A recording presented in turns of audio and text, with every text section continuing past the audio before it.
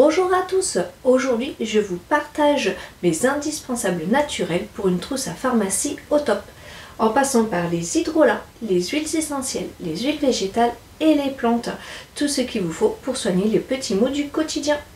Let's go, je vous embarque dans ma petite pharmacie. Alors on va commencer par les huiles essentielles. Donc dans ma trousse j'en ai plusieurs. Tout simplement parce qu'elle correspond à ma famille, peut-être que ça ne vous correspondra pas. Je vais vous donner mon panel que moi j'utilise. Si je devais en choisir 3, je vous donnerai donc le Ravinsara, tout simplement parce que il peut être utilisé par tout le monde, ainsi que la lavande vraie et la camomille. Quand j'ai dit tout le monde, c'est-à-dire que vous pouvez l'utiliser chez les femmes enceintes et chez les nourrissons sans restriction. Effectivement, dans ma petite trousse, donc, comme je vous l'ai dit, on va retrouver donc, du Ravinsara que j'utilise principalement en hiver ou quand je sais que je suis un peu plus fatiguée, un petit peu plus faible, que j'utilise en mettant une petite goutte ici sur le poignet que je vais venir masser comme ceci pour m'aider à lutter et éviter de tomber trop malade. La camomille romaine va être là pour le côté stress en cas de choc. La lavande vraie, elle va être là plutôt pour un côté apaisant, anti-stress, en cas de brûlure. Vous pouvez l'utiliser aussi si vous venez à vous faire piquer. La camomille romaine comme la lavande vraie sont très efficaces aussi sur les nourrissons pour le côté stress, pour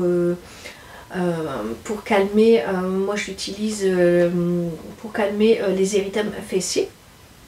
J'ai mis aussi de la lavande aspic dans ma trousse parce que je trouve qu'elle est beaucoup plus efficace que la lavande vraie contre les piqûres d'insectes. Chacun a ses préférences. On va avoir du tea tree parce que c'est un antiviral et un antibactérien très efficace.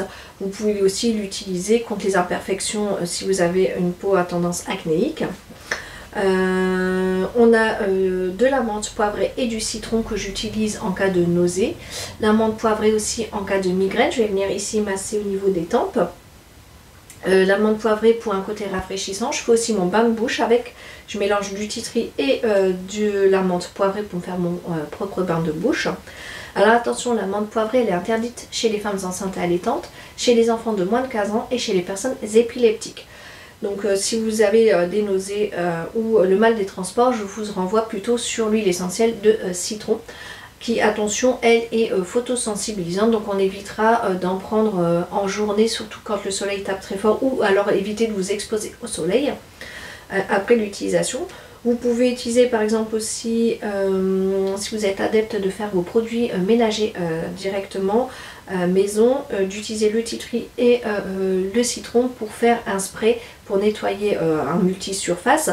Vous pouvez aussi utiliser le citron pour désinfecter l'air. Vous pouvez utiliser par exemple l'eucalyptus et le tea tree et la menthe poivrée pour pouvoir désinfecter vos matelas en cas pour les acariens. Alors je vais vous montrer ça un peu plus près. Donc on a ceci. Et de l'autre côté.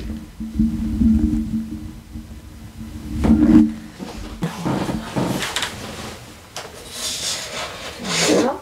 Alors, j'ai aussi, comme je vous l'ai montré, je ne vais pas parler de l'eucalyptus citronné que j'utilise avec de temps en temps, j'utilise une semaine l'un, une semaine l'autre de la Golterie, tout simplement parce que dans notre famille on aime énormément marcher et malheureusement pour moi je suis quelqu'un qui fait énormément de tendinite et qui me foule régulièrement les chevilles. J'aime bien aussi avoir toujours sur moi un flacon de géranium bourbon, tout simplement parce que lorsqu'on vient à se blesser et que vous n'avez rien sur la main pour désinfecter, vous mettez juste exceptionnellement une goutte pure dans la plaie. Ça va saigner un tout petit peu plus, mais au moins ça va désinfecter votre plaie.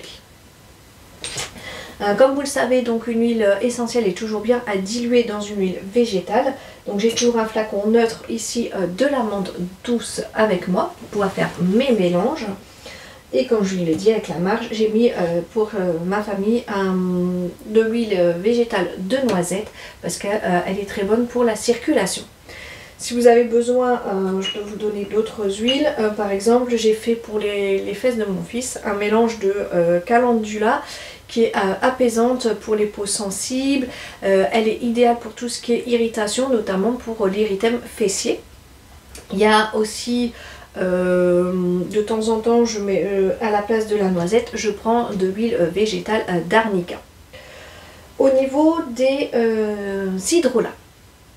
Donc là j'ai l'hydrolat de menthe qui va être plutôt là pour vous rafraîchir. Vous pouvez l'utiliser en mettant sur le visage ou sur le corps, ça va avoir un effet rafraîchissant. Vous pouvez l'utiliser pour mettre directement dans une boisson, dans votre verre d'eau, ça va vous rafraîchir. Vous pouvez aussi l'utiliser en cas pour le côté digestif. Au niveau digestif, on va retrouver aussi la camomille romaine qui sera là aussi pour apaiser les peaux après un coup de soleil par exemple. Vous pouvez mettre comme pour la menthe poivrée directement sur votre peau. Je vais le faire directement comme ceci. Hop, vous mettez sur les bras comme ceci. Vous pouvez l'utiliser le soir pour vous apaiser, vous aider à dormir en faisant comme ceci sous vos oreillers. Si vous n'aimez pas l'odeur de la camomille, vous pouvez utiliser de l'hydrolat de lavande vraie. Vous pouvez aussi l'utiliser pour les yeux fatigués. Vous mettez directement sur une compresse que vous venez mettre sur les yeux. J'ai toujours un peu de fleur d'oranger, tout simplement parce que j'aime bien en mettre un petit peu dans le biberon de mon fils le soir pour l'aider à s'endormir. Sinon après je l'utilise principalement en cuisine, la fleur d'oranger. En parlant de mon fils, vous pouvez aussi utiliser par exemple la camomille romaine pour la poussée dentaire. Pour les hydrolats, je pense que les principaux sont ici. Au niveau des plantes, donc il y en a deux que je n'ai pas ici, même trois. Tout simplement parce que je les prends directement dans mon jardin, donc je vous mettrai une photo soit là ou soit là, je verrai bien. Donc j'ai la lavande vraie que j'utilise comme pour la camomille pour le côté stress et détente le soir. La camomille vous pouvez l'utiliser aussi pour le côté digestif. J'ai de la menthe poivrée pour le côté rafraîchissant, stimulant et digestif aussi, que j'aime bien de temps en temps mélanger avec de la verveine. Et l'hiver j'ai principalement le thym qui est dans mon jardin, et j'aime bien aussi utiliser de l'eucalyptus en hiver pour tout ce qui est les infections ORL, notamment pour vous aider en cas de rhume, pour si vous avez des bronchites, si vous avez tous les maux au niveau ORL. Après pour certains, alors pour moi je pourrais trouver ça très efficace, je l'utilise un petit peu pour la poussée dentaire de mon fils de l'homéopathie. Sur moi j'ai pas trouvé d'efficacité plus que ça. J'ai essayé aussi les fleurs de bac, donc si vous êtes plutôt si vous avez déjà testé les fleurs de bac, l'homéopathie et que ça fonctionne pour vous, je serais très intéressée que vous puissiez m'en parler en barre directement dans les commentaires, me dire ce que vous utilisez et comment et pour quelles raisons vous les utilisez.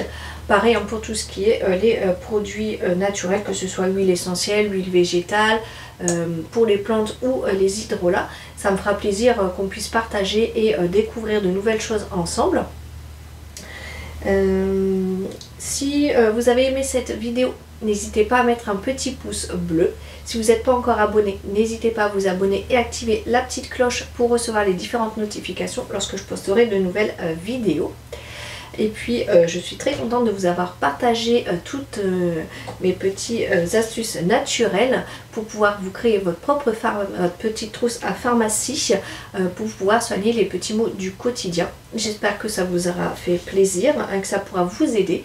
Si vous connaissez des personnes qui pourraient être intéressées, n'oubliez pas, vous pouvez toujours partager la vidéo, ça me fera un grand plaisir. Et je vous dis à très bientôt pour une nouvelle vidéo.